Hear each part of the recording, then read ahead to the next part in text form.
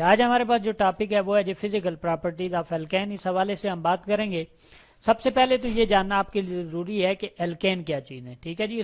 इसके बाद हम इसकी फिजिकल प्रॉपर्टीज़ के ऊपर जाएंगे। हमने कहा था कि एल्केन जो है वो ऑर्गेनिक कंपाउंड है, ये हाइड्रोकार्बन हैं जिनके अंदर क्या मौजूद होता है, कार्बन और हाइड्रोजन मौजूद होते हैं, ठीक है जी। कार्बन भी मौजूद होना ज़रूरी है और हाइड्रोजन भी मौजूद होगा, ठीक है जी। इनको कहते हैं एल्काइन, ठीक है जी। अब एल्केन के लिए हमने एक और प्रॉपर्टी आपके जहन के अंदर होगी कि हमने कहा था कि एल्केन में कार्बन और कार्बन के दरमियान क्या बॉन्ड पाया जाएगा, सिंगल बॉन्ड पाया जाएगा, ठीक है जी। और कार्बन कार्बन के दरमियान अगर डबल बॉन्ड पाया जाए तो वो एल्केन नहीं होगा बल्कि एल्कीन हो जाएगा, ठीक है जी। तो अब इसकी एक एग्जांपल हम लेके इसको स्टडी कर लेते हैं ताकि हमारे लिए समझना आसान हो जाए। जैसे मैं CH4 कहता हूं, ठीक है जी। CH4 एक एल्केन है मेरे पास जिसको हम क्या कहते हैं, मीथेन कहते हैं, ठीक है जी। इसमें कार्बन हाइड्रोजन के साथ क्या कर रहा है जी, सिंगल बॉन्ड बना रहा है, ठीक है जी। इसी तरह अगर सेकंड एग्जांपल मैं लूं तो C2, ठीक है जी, ये C2H6 इसको कहते हैं ईथेन, ठीक है जी। और ये भी क्या है, मेरे पास एक एल्केन है, ठीक है जी। कैसे एल्केन है इसको जरा हम जस्टिफाई कर लेते हैं।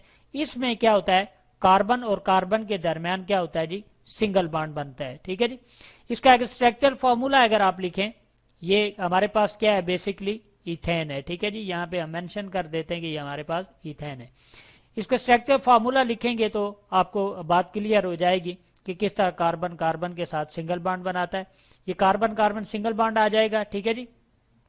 और अब ये सवाल पैदा होता है कि कार्बन कार्बन जो है वो सिंगल बॉन्ड क्यों बनाता है, ठीक है जी। और कार्बन और हाइड्रोजन को बॉन्ड बनाने की जरूरत क्यों पेश आती है।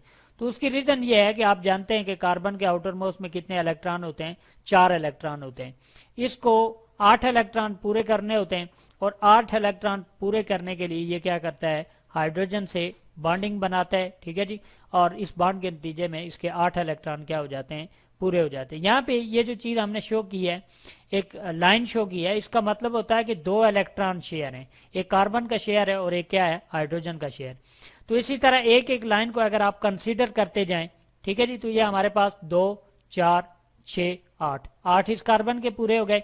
अच्छा, 2 यहाँ पे, ठीक है जी, 2 यहाँ पे, 4 6 8 8 इस कार्बन के कंप्लीट हो गए। तो इस तरह से ये जो इथेन है इसकी फॉर्मेशन होती है, ठीक है जी, 8 इलेक्ट्रॉन।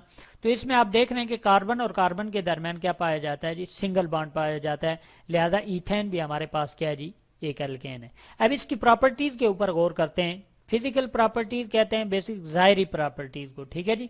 यानी इसका कलर कैसा होगा, इसका जो ऑर्डर होगा, ठीक है जी, वो क्या होगा, और यानी तमाम वो जाहिरी प्रॉपर्टीज, ठीक है जी, जिसको आप इजीली क्या कर सकते हो, मेजर कर सकते हो, उसको क्या कहते हैं जी, फिजिकल प्रॉपर्टीज।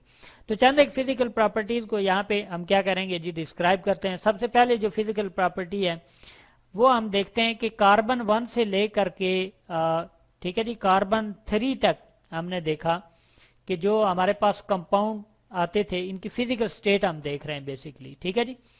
तो वो किस फॉर्म में हमें हासिल हो रहे थे, गैस फॉर्म के अंदर, ठीक है जी। एक बात तो ये थी हमारे पास। इसमें एग्जांपल आप देख रहे हैं, CH4 एक कार्बन है, मीथेन इसको नेचुरल गैस कहते हैं और ये किसके अंदर, घरों के अंदर आप जलाने के लिए इस्तेमाल करते हैं। इसके अलावा जो प्रोपेन है, C3 का जो कंपाउंड है आपके पास, ठीक है जी, उसको आप LPG भी कहते हैं, ठीक है जी। वो क्या होती है, हमारे पास लिक्विफाइड पेट्रोलियम गैस होती है जिसको हम जलाने के लिए इस्तेमाल करते हैं। तो यानी C1 से लेकर C3 तक जो कंपाउंड हमारे पास पाए जाते थे वो किस फॉर्म के अंदर होते थे जी, हमारे पास गैस फॉर्म के अंदर होते। उसके बाद C5 से लेकर C10 तक, ठीक है जी, ये भी हमारे पास जो कंपाउंड थे ये किस फॉर्म के अंदर पाए जाते थे, लिक्विड फॉर्म के अंदर पाए जाते थे, ठीक है जी, लिक्विड फॉर्म के अंदर पाए जाते हैं। और इसके अलावा हमारे पास C10 से, या C आप कर लें 25, C19 से लेकर, ठीक है जी, C19 से लेकर के C40 तक या मोर देन C40 तक जो आपके पास ऑर्गेनिक कंपाउंड पाए जाते हैं वो मोस्टली किस फॉर्म के अंदर होते हैं जी, सॉलिड फॉर्म के अंदर होते हैं, ठीक है जी। तो ये इनकी फिजिकल स्टेट पाई जाती है। यानी इसमें आप एग्जांपल ले सकते हैं, पेट्रोल की ले सकते हैं जो कि आपको लिक्विड फॉर्म के अंदर मिलता है, ठीक है जी। कैरोसिन ऑयल हो गया, डीजल हो गया, इसके अंदर आप एग्जांपल ले सकते हैं। आपके पास लुक होती है, ठीक है जी। ये जो सड़कों के ऊपर या आप किसी यानी फर्श वगैरह करने के लिए क्या करते हैं, उसको यूटिलाइज करते हैं, तो वो किस फॉर्म के अंदर होती है, आपके पास सॉलिड फॉर्म के अंदर मौजूद होती है, ठीक है जी।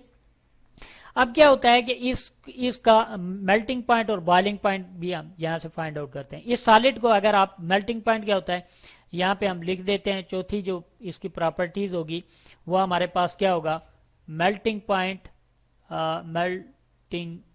और बॉइलिंग पॉइंट, ठीक है जी। दो इसकी प्रॉपर्टीज होती हैं, melting point and boiling point. Melting point किसे कहते हैं, किसी चीज को अगर आप मेल्ट करें तो उसको मेल्टिंग पॉइंट कहते हैं, और बॉयल किसी चीज को अगर आप बॉयल करें, ठीक है जी, जिस टेम्परेचर पे वो बॉयल होना शुरू हो जाए उसको कह देते हैं जी आप बॉइलिंग पॉइंट। लेट्स सपोज जी ये सॉलिड है जी हमारे पास, ठीक है जी, इसको मैं हीट करना शुरू कर देता हूं, ठीक है जी। C40 मेरे पास कंपाउंड था, इसको जब हीट करता गया तो ये जिस टेम्परेचर के ऊपर लिक्विड के अंदर कन्वर्ट हो जाएगा उसको हम क्या कहेंगे, मेल्टिंग पॉइंट कहेंगे, क्योंकि सॉलिड मेल्ट हो रहा है किसके अंदर, लिक्विड के अंदर। अगेन जी फिर हम क्या काम करते हैं जी, इसी लिक्विड को क्या करते हैं जी, हीट करना शुरू कर देते हैं, ठीक है जी। लिक्विड को अगेन हीट करते हैं, जिस टेम्परेचर के ऊपर लिक्विड किसके अंदर कन्वर्ट होना शुरू हो जाए, गैस के अंदर कन्वर्ट होना शुरू हो जाए, उसको क्या कहते हैं, बॉइलिंग पॉइंट कहते हैं। और बॉइलिंग पॉइंट को हम BP लिखते हैं और मेल्टिंग पॉइंट को हम क्या लिख देते हैं जी, एब्रीवेटेड फॉर्म में MP लिख देते हैं। तो इस तरह से यानी जो छोटे चीज होगी उसका मेल्टिंग पॉइंट भी कम होगा और बॉइलिंग पॉइंट भी कम होगा। कैसे, जैसे आप छोटी जो लकड़ियां होती हैं, ठीक है, उनको जब आप जलाते हैं तो वो आपके लिए इजीली क्या हो जाती हैं जी, जल जाती हैं, लेकिन जब आप बड़ी चीज को जलाने लगते हैं तो ज्यादा आपको टेम्परेचर चाहिए होता है। इसी तरह से जो पांचवी प्रॉपर्टी है कि ये जो हमारे पास एल्केन होते हैं ये मोस्टली क्या होते हैं जी, नॉन पोलर होते हैं, ठीक है जी। नॉन पोलर मीन के इनके पोल नहीं होते, ठीक है जी, पॉजिटिव और नेगेटिव एंड नहीं होते। यहाँ पे अगर आप CH4 को या इसको ऑब्जर्व करें, ठीक है जी, इसके अंदर कार्बन और हाइड्रोजन आपस में शेयरिंग कर रहे हैं ना इलेक्ट्रॉन की, लेकिन जब आप इसको ऑब्जर्व करते हैं तो ना कार्बन के ऊपर पॉजिटिव चार्ज है ना हाइड्रोजन के ऊपर पॉजिटिव चार्ज है, मीन के ये क्या होते हैं, मोस्टली नॉन पोलर होते हैं। तो आपको पता है जो नॉन पोलर चीजें होती हैं वो यूजुअली नॉन पोलर के अंदर ही क्या होंगी, डिजॉल्व होंगी, ठीक है जी। जैसे बेंजीन हो गया तो बेंजीन क्या नॉन पोलर होगा, ठीक है जी, नॉन पोलर के अंदर ही क्या होगा, डिजॉल्व होगा, ठीक है जी। और यानी इसको अगर आप OLVE अगर आप डिजॉल्व करना चाहें किसके अंदर, वाटर के अंदर, ठीक है जी, कोई भी एल्केन को उठा के तो वो उसके अंदर डिजॉल्व नहीं होगा, यानी हल नहीं होगा, ठीक है जी। इसके बाद हम बात करते हैं जी नंबर 6 जो इसकी प्रॉपर्टी है, और वो ये है कि इसकी फ्लेमिंग पे क्या असर होगा, ठीक है जी, यानी इसको जला सकते हैं आप, ठीक है जी। फ्लेम कहते हैं जलाने को, ठीक है जी। अगर तो साइज बड़ा होगा, ठीक है जी, तो वो कम जलेगा, ठीक है जी। लार्ज साइज अगर होगा आपके पास तो वो उसकी जो फ्लेमिंग होगी वो क्या होगी, लेस होगी, ठीक है जी। उसकी वजह क्या है, क्योंकि अगर आप पूरे दरख्त को जलाना शुरू कर दें तो वो क्या हो जाएगा, वो एकदम नहीं जलेगा, ज्यादा आपको हीट चाहिए होगी। लेकिन अगर साइज आपके पास क्या होगा, स्मॉल होगा, ठीक है जी, तो वो इजीली क्या हो जाएगा, ठीक है जी, जल जाएगा। यानी छोटी लकड़ियां हों आपके पास, उसको जलाने की कोशिश करें तो वो इजीली क्या हो जाती हैं जी, जल जाती हैं।